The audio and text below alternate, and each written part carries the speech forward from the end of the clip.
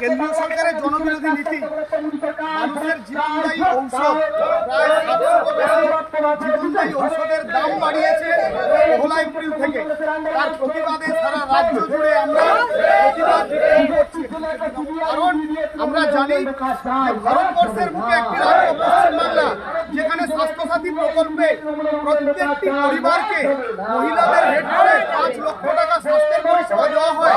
সেখানে এই রাজ্যে আজকে নয়, শুধু আজকে ভারতবর্ষের প্রতিটি রাজ্যে আজকে জীবনদায়ী ঔষধের দাম বাড়িয়েছে, যে সরকারের আর একদিনও ক্ষমতায় থাকার অধিকার নেই। আপনারা দেখেছেন গত দুদিন আগে কেন্দ্রীয় সরকারের মদতে আমরা জানি না যে বিচার ব্যবস্থা কোন জায়গায় এসে দাঁড়িয়েছে। আমরা দেখলাম যে যোগ্য অযোগ্য নয় প্রায় 26,000 আজকে চাকরি যারা করতো, চাকরিজীবী বিভিন্ন স্কুলে, তারা কেউ এক্সাম আছে, এক্সামের জন্য গিয়েছে, তাদেরকে আপনারা কি দেখলেন যে হঠাৎ করে তাদের থেকে সেই সব শিক্ষকদের চলে গেল। আজকে শিক্ষা জাতির মেরুদণ্ড, শিক্ষকদের অপমান, আমরা গুরু আচার্য বলি, তাদের অপমান করেছে কেন্দ্রীয় সরকার। প্রতিদিন একবার করে রেল দুর্ঘটনা ঘটছে, প্রতিদিন একবার করে বাংলার মাটিতে আপনারা দেখছেন যে ভারতবর্ষের প্রধানমন্ত্রী তার স্বৈরাচারী নীতি করার চেষ্টা করছে, বিভিন্নভাবে এজেন্সি বাংলায় লাগিয়ে দিচ্ছে।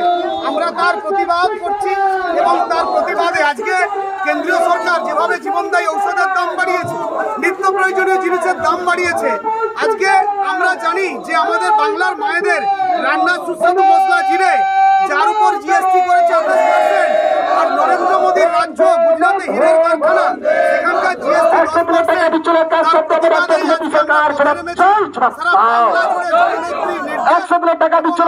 পারে মোদী সরকার।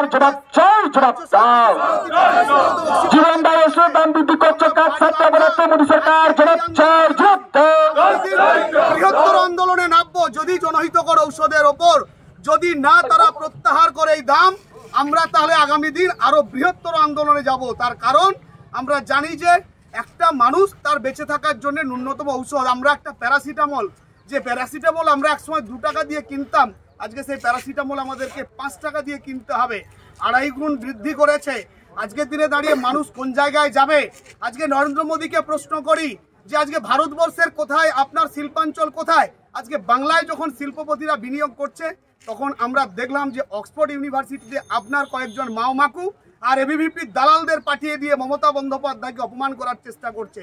বাংলার মানুষ বুঝে নেবে, 10.5 কোটি মানুষ। তাই বাংলার মানুষ প্রতি পরতে যখন প্রতি নির্বাচনে যখন জোড়া পায়ে লাথি মেরেছে এই বিজেপিকে, তারা একটার পর একটা তাদের স্বৈরাচারী নীতি বের করেছে। আপনারা দেখলেন যে অন্যায়ভাবে শিক্ষকদের ওপরে যদি কেউ দুর্নীতিগ্রস্ত হয়, তাদের বিরুদ্ধে অ্যাকশন হোক, টেকেন অ্যাকশন হোক, কোনো অসুবিধা নেই।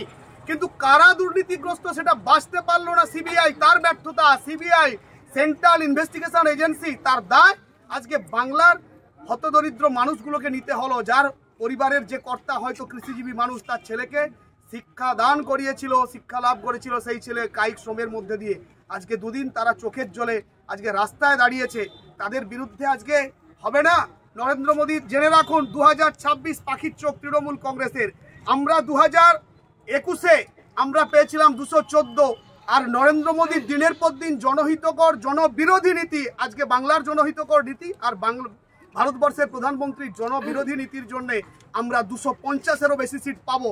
এবং যতদিন না জীবনদায়ী ঔষধের ওপর তাদের যে দাম বৃদ্ধি করেছে, সেই বৃদ্ধি যতক্ষণ না প্রত্যাহার করে, ততদিন আমরা লড়াই সংগ্রামের ময়দানে আছি।